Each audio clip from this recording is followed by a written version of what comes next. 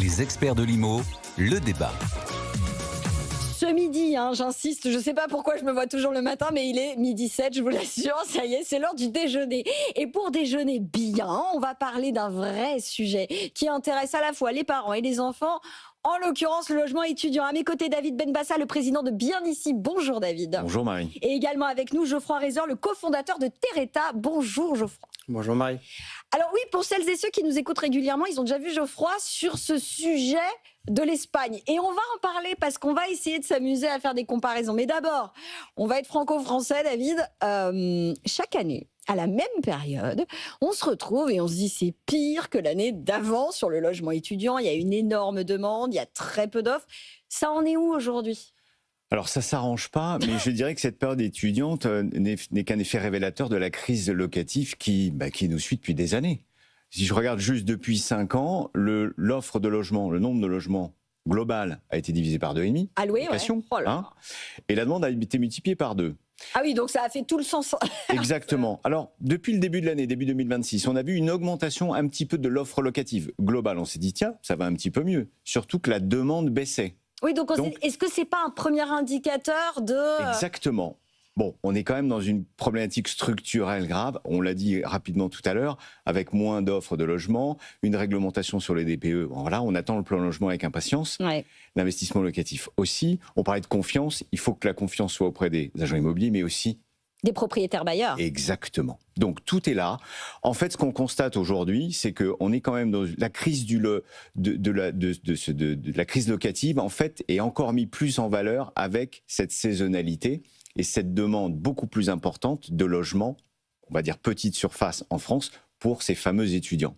Donc après, ça va dépendre des villes, ça va dépendre des tarifs, on peut parler de plein de choses. Bien sûr, mais moi, il y a un truc que je trouve hyper intéressant dans ce que vous le relevez très régulièrement, d'ailleurs, chez Bien Ici, c'est l'idée qu'en plus de ça, les étudiants, là où ils n'ont pas de bol, c'est qu'ils convoitent des biens qui sont convoités par d'autres profils de locataires. Et c'est là où ils ont vraiment pas de bol. Il y a une vraie bagarre dans la temporalité et dans le type de logement. Nous, ce que l'on voit, c'est que, effectivement, les logements qui sont présélectionnés, des studios et des 2 pièces. Ça, c'est la cible en France. Et on voit aujourd'hui que ce n'est plus lié simplement au cycle universitaire. D'habitude, de mon époque, c'était à la fin de l'été qu'on commençait à regarder des logements étudiants. Ouais. Maintenant, le fonctionnement de Parcoursup déclenche de manière immédiate un afflux de demandes très très impressionnant et de recherches très impressionnant dès le début juin. C'est-à-dire que les étudiants commencent à rechercher avant de savoir s'ils ont le bac. Je ne vais pas dire que le bac maintenant est à peu près donné à tout le monde, mais ça a décalé ça. Non, c'est pas ce plateau-là qui... et ensuite, ça vient se percuter de plein fouet en fonction des villes, par exemple dans les grandes villes, avec cette recherche de logement des jeunes actifs, des parents isolés, bref, tous ceux qui ont peut-être aussi des difficultés à trouver un logement. Et donc tout ça se percute de plein fouet sur cette période et ça commence de plus en plus tôt puisque ça commence dès le mois de juin. Ouais, et alors vous avez constaté que dès qu'on a eu justement, et là il y a 15 jours, on a eu les premiers résultats de Parcoursup et là d'un coup, boum, le trafic sur le site de Bien Ici a explosé, quoi. Absolument, ça augmente de 20% le volume de demande. C'est immédiat, on va dire du 4 au 5 juin, un peu plus la date, 3 ou 4, ouais. Bref, ça commence immédiatement, c'est impressionnant. Est-ce que, alors je me retourne vers vous Geoffroy, parce qu'effectivement il y a des sujets franco-français avec cette tension, ces biens qui sont machin. Quand on a préparé l'émission, Farah qui travaille avec vous, que j'embrasse, m'a transféré quelques données et je trouvais ça hyper intéressant sur le côté, alors ça fait très auberge espagnole et cliché, mais est-ce que cette bataille sur le studio et le 2 pièces, elle est aussi vraie en Espagne, aux mêmes périodes de l'année, avec les mêmes problématiques qu'en France? Pas du tout. Ça, c'est, voilà. On en parlait avec David avant le plateau aussi, sur le fait qu'en Espagne, effectivement, il y a une culture de la colocation, pas uniquement sur les étudiants, mais notamment sur les étudiants. On disait, par exemple, un étudiant français qui va chercher en France un studio. En Espagne, la norme, c'est plutôt d'aller chercher une chambre au sein d'un appartement, pour une raison de normes urbanistiques et de normes de construction qui est la suivante. En Espagne, il est quasiment impossible de construire des logements de moins de 40-45 mètres carrés. Alors qu'en France, par exemple, on disait un studio, c'est quoi, 20 mètres carrés, 25 mètres carrés, ça peut même être moins, on va pas se mentir. À partir de 9 mètres carrés, vous en trouvez. Mais en Espagne, effectivement, c'est pas du tout la norme. Et si on regarde les portails d'annonces, donc les équivalents de Bien Ici côté espagnol, on va plutôt trouver des logements qui, de manière standard, commencent à 70 mètres carrés. Mais les logements en dessous de 70 mètres carrés sont relativement rares. Ça ne veut pas dire qu'il n'y en a pas, mais il y en a très peu. Ouais. Et du coup, en termes de tarifs, messieurs, on va rentrer dans le dur. Je commence par ce qui fait moins peur. Alors, on va rester en Espagne quand même parce que ça fait quand même nettement moins peur après. Alors, du coup, Geoffroy, c'est ma chambre en colocation. Elle revient. Alors, j'imagine, là aussi, forcément, ça dépend, ça dépasse. Ça dépend des villes. Ça dépend des villes. Ce qui est assez intéressant, nous, pour préparer l'émission, on a regardé justement le prix des chambres dans les 10 plus grandes villes étudiantes, et côté français et côté espagnol, pour arriver à comparer les deux pays. Et on a regardé aussi le prix à l'achat. Donc on a simulé sur 90 mètres carrés, en considérant que dans 90 mètres carrés, on fait une colocation 4 chambres, combien ça coûte à l'achat, combien ça rapporte en loyer ou combien ça coûte en loyer selon de quel côté on est. Et c'est assez intéressant parce que les écarts à l'achat, si je prends Paris et Madrid, plus grosse ville étudiante française, plus grosse ville étudiante espagnole, Paris, un appartement de 90 mètres carrés, ça coûte 840 000 euros en moyenne, à peu près. En prenant le prix au mètre carré, meilleurs agents, j'ai pas regardé si alors, franchement, si vous trouvez du 90 mètres carrés à 840 000 euros à Paris, c'est pas dans le meilleur secteur parisien. On est d'accord, mais prix moyen au mètre carré, prix meilleurs agents, c'est pas mon info. Donc on arrive sur 840. Par contre, le prix à la chambre à Paris, c'est 750 euros la chambre. Donc on arrive, si je compare à Madrid, le même logement de 90 mètres carrés, on va l'acheter beaucoup moins cher parce qu'au lieu d'être à 10 000 euros le mètre carré ou presque, on est plutôt à 6 000 euros le mètre carré. Mais par contre, le prix à la chambre, il est quasiment égal. Ah ouais ? Il est quasiment égal. Il est un tout petit peu en dessous, ce qui fait que la rentabilité locative, alors je sais, moi je suis côté investisseur. Mais oui, mais vous avez bien raison. On a tout qui nous écoute, des parents qui veulent s'occuper de leurs enfants et d'autres qui veulent investir. Et on verra qu'on pourra peut-être lier les deux. Et donc, effectivement, quand on regarde ça, ça fait que sur le top 10, et ça c'est vraiment la plus grosse conclusion, première ville contre première ville, deuxième ville contre deuxième ville, etc. jusqu'à la 10e, 10-0 pour l'Espagne en termes de rentabilité. Et on ne parle pas de la Coupe du Monde, hein, attention. Donc c'est assez hallucinant de voir ça. On se rend compte que la rentabilité est vraiment nettement supérieure de l'autre côté des Pyrénées sur un sujet aussi bête que la colocation étudiante. Bon, mais quand même, David, parce qu'à un moment donné, c'est bien de faire ses études en Espagne, c'est aussi bien de les faire en France. On a quand même beaucoup d'entre nous qui cherchons pour nos enfants. Alors, quand on écoute ce que dit Geoffroy, est-ce qu'on peut avoir un panorama de ce qui se passe en France? Je crois que là, effectivement, 700 euros et des bananes à Paris, je crois même parfois plus, c'est pas quand même la norme partout en France. Et heureusement, Paris n'est pas la seule ville étudiante de France. Non. Et puis, il faut rappeler aussi qu'il n'y a pas de stock dédié au logement étudiant. Ça n'existe pas. Donc, tout le monde se partage le gâteau. C'est ce que vous disiez sur cette ultra-concurrence. À part les résidences étudiants, mais j'ai regardé il y a quelques jours ce qui existait autour de Paris en termes de résidences étudiants. J'en ai regardé 3 sur un volume global de 200 logements qui étaient à disposition. Ce qui est déjà pas énorme. Il n'y en a que 5 qui étaient disponibles en pleine période. Ça veut dire que même si le tarif est plus cher, quand même sur des résidences étudiantes, on est aux alentours de 800 euros pour une chambre parce qu'il y a du service, c'est quand même autre chose. Si on regarde moyenne France sur les loyers médians studio, on va être autour de 500 euros. Je vous ai fait une cote mal taillée. Mais ça veut dire que pour un étudiant qui va faire ses études à Angers, par exemple, qui va payer 500 euros, vous faites ça sur une moyenne d'études de 3 ans, ça coûte déjà 18 000 euros. Si vous faites ce rapport avec le prix du bien d'un studio, il y a match. Je prends l'exemple très simple. Saint-Étienne, je regardais avec Geoffroy tout à l'heure, Saint-Étienne. Prix médian du studio, 390 euros. Prix du studio à Saint-Étienne, moins de 50 000 euros. Ah ouais. Ça veut dire que en fait, vous êtes en train de nous dire, David, très clairement, à choisir. Au lieu de mettre 15, 20, parfois même 30 000 euros dans des loyers selon la durée d'études des enfants, est-ce que ça vaudrait pas plus le coup pour le parent d'acheter le logement ?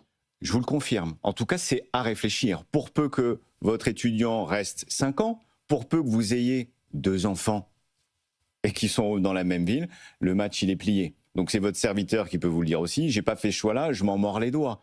C'est-à-dire qu'il faut faire des enfants avec des âges plus serrés, comme ça vous pouvez enchaîner. Mais faut vraiment réfléchir effectivement. Et encore, quand on regarde juste le loyer, on n'a pas pris en compte non plus les autres dépenses.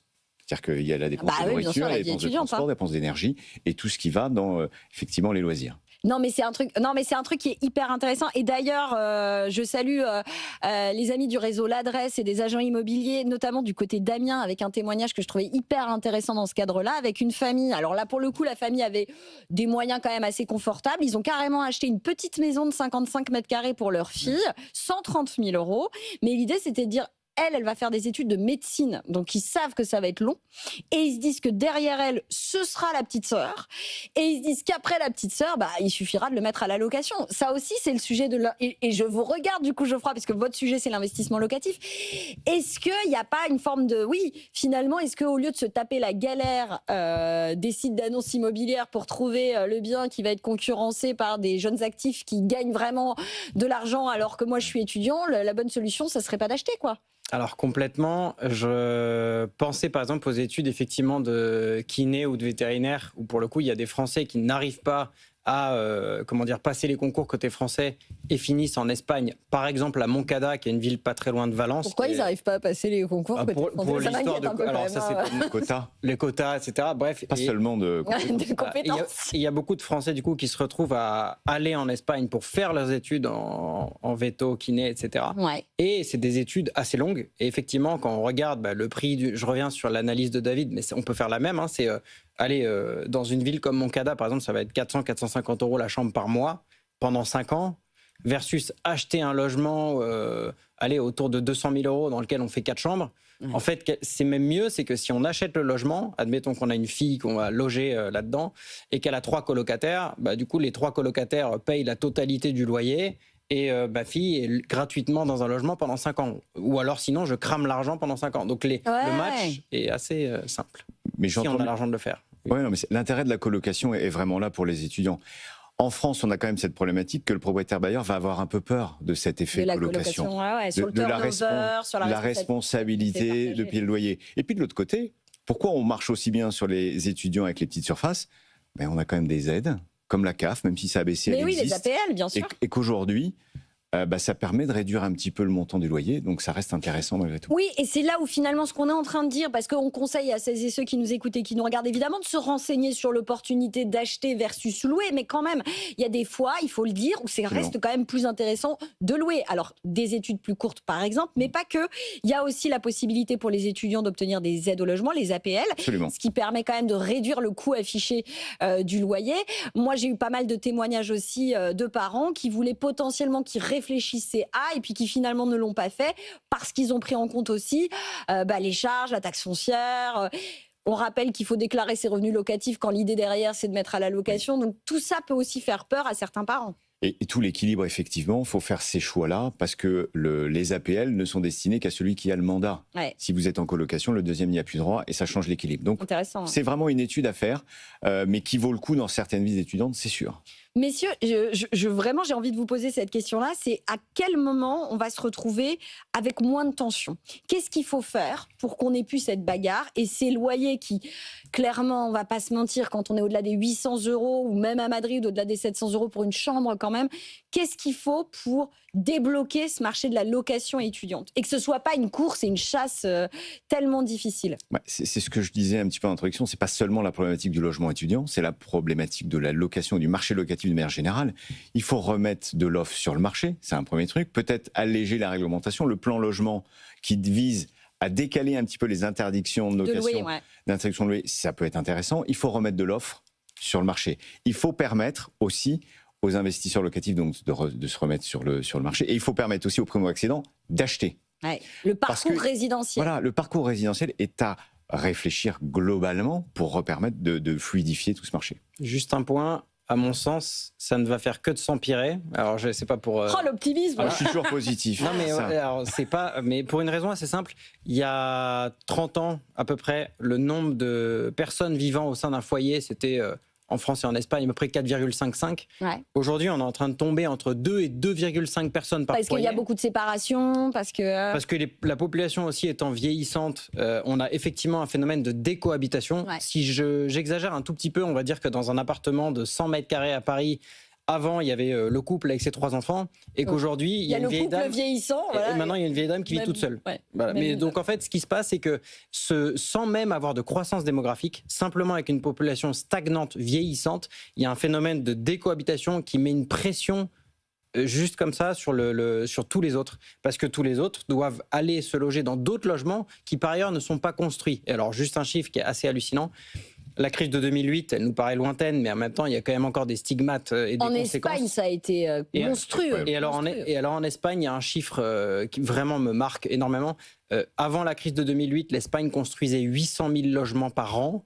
Aujourd'hui, 20 ans plus tard, l'Espagne construit 80 000 logements par an, c'est-à-dire 10 fois moins. Ils n'ont jamais réussi à reconstruire un secteur qui a été absolument dévasté par la crise. J'imagine qu'en France, même si les chiffres ne sont pas exactement les mêmes, il y a aussi ce phénomène. Ouais, où la alors construction après Geoffroy, permettez-moi d'un mot, parce qu'il me semble qu'en Espagne, les règles n'étaient pas exactement les mêmes, qu'on pouvait lancer la construction de n'importe quoi, n'importe où, sans avoir pré-commercialisé, et qu'au final, quand à la fin, il n'y avait plus d'acheteurs, on se retrouvait avec des squelettes. Je me souviens de la côte méditerranéenne, avec des squelettes de début de construction laissés à l'abandon parce que il y avait personne derrière. Enfin, alors, ils ont fait une spécialité, c'est les villages fantômes au milieu de nulle part qui n'intéressaient personne.